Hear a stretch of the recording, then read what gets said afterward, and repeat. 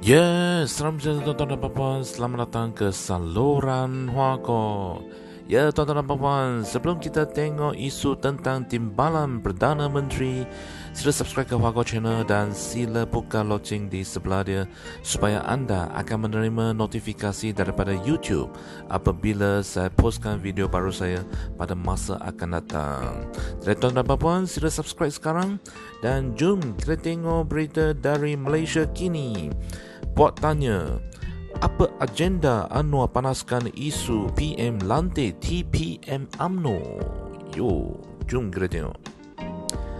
Ahli Majlis Tertinggi UMNO Puan Zakashi mempersoalkan langkah bekas Setiausaha Agong Barisan Nasional yang disingkir Anwar Musa. Ini setelah UMNO bahagian Ketua pimpinan UMNO dilapor meminta Perdana Menteri Muhyiddin segera melantik seorang timbalan Perdana Menteri daripada kalangan pemimpin Barisan Nasional. Dulu, Anwar dan kucu-kucunya kata jangan minta jawatan dengan PM. Itu prerogatif dia. Nanti UMNO dituduh gemaru jawatan. Sekarang tutup segera. Sudah tentu UMNO akan terpalik dengan hinaan hidung tak mancung. Pipi tersorong-sorong katanya pada hantaran di media sosial hari ini.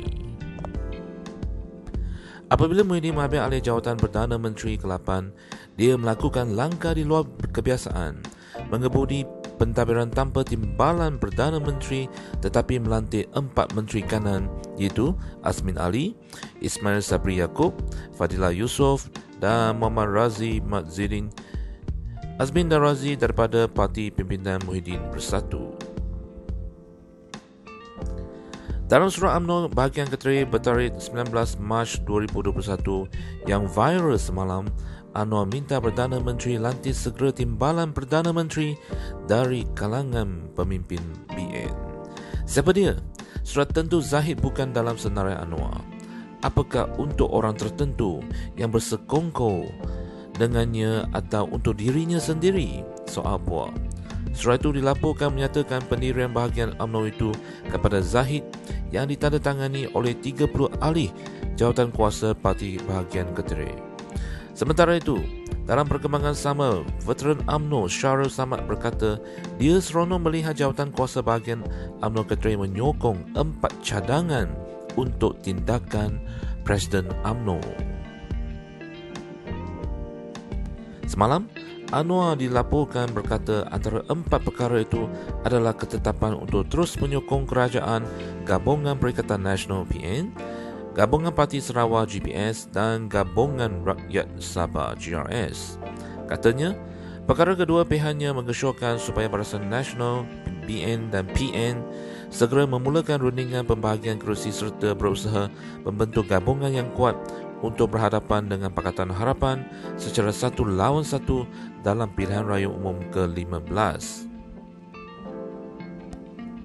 Antara ketetapan lain, jelas Anwar termasuk memutuskan untuk memohon Perdana Menteri segera melantik seorang timbalan Perdana Menteri dari kalangan pemimpin BN serta-merta dan mengesal kerajaan terus fokus serta memberi keutamaan kepada agenda kestabilan politik, memerangi COVID-19 serta memulihkan ekonomi negara.